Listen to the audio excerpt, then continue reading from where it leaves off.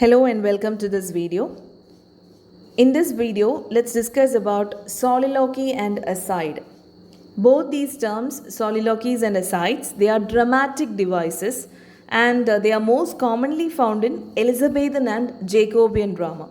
Okay, so moving on to the first term, soliloquy. The term soliloquy means to speak alone. Okay, it means to speak alone. It is a speech delivered by a character when he or she is alone on stage. The character will be alone on the stage and he will be delivering a speech. Okay, and that is soliloquy. And he will be trying to reveal to the audience some innermost thoughts of his through the soliloquy. So, through his soliloquy, the character is trying to reveal some of his thoughts. Okay, the innermost thoughts of the character are revealed to the audience through his soliloquy. And those information which are revealed by that character, that is that soliloquies, it often reveals certain information which is unknown to the other characters of the play.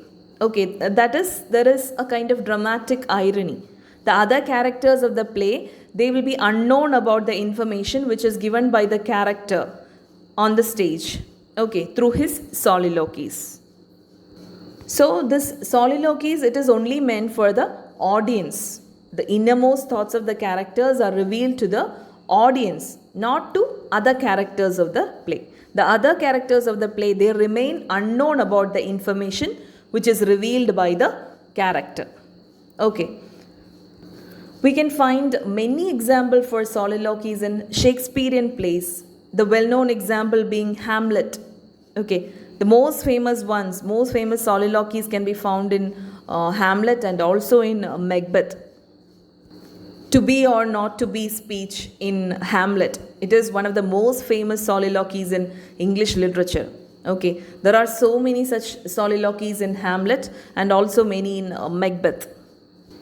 Writers of the Restoration period, they also used the soliloquies in their plays, and later in the 18th and 19th centuries, this convention fell into disuse. Okay.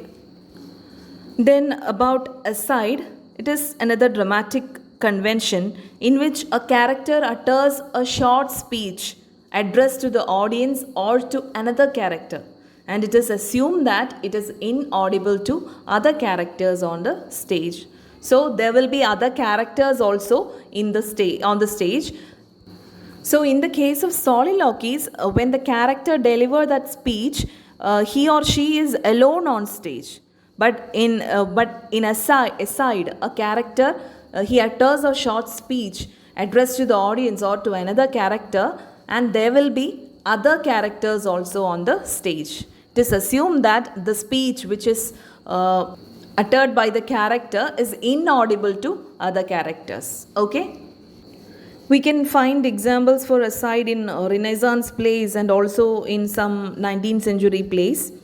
So the difference is there will be when a character utters this soliloquy, he or she will be alone on stage, and when a character utters this aside, there will be other characters on the stage, and it is assumed that the speech, it is inaudible to other characters.